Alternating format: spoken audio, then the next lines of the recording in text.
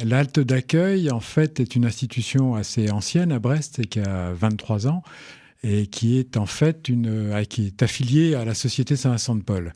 La halte d'accueil a la particularité d'être le seul accueil de jour à Brest, samedi, dimanche, jour férié, toute l'année.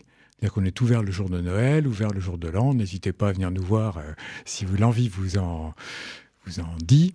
Et cet accueil, en fait, au fur et à mesure que le temps est passé, la fréquentation a augmenté et avec les problèmes qu'on connaît maintenant, elle est vraiment, on est très, très, très visité. Vous pouvez nous parler du public, justement ? Alors justement, ce public, en fait, il s'agit à la fois de personnes, on a des personnes très désocialisées, vivant dans la rue ou en squat ou dans vraiment des logements très précaires.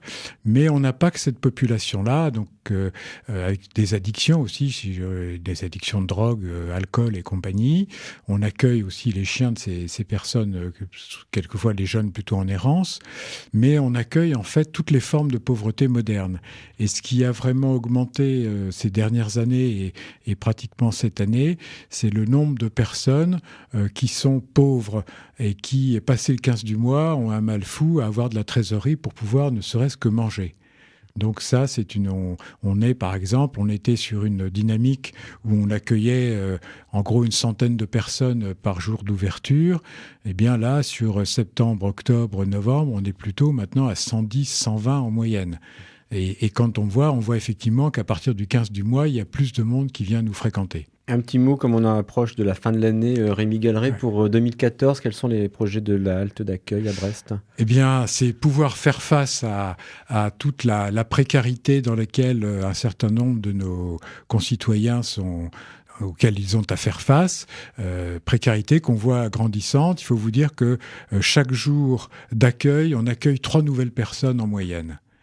Donc c'est quand même important. Et vous ne refusez pas et les on personnes. ne refuse pas, Voilà, notre vous ne accueil pouvez est pas. anonyme et inconditionnel.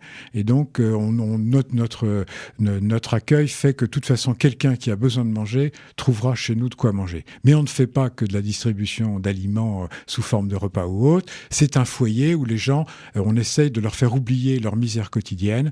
Et en semaine, on fait des accompagnements et on commence aussi à avoir des gens qui viennent nous demander, sur prescription de travailleurs sociaux, des dépannages en semaine parce qu'ils n'ont plus rien pour manger. Plus rien pour manger. Au XXIe siècle à Brest.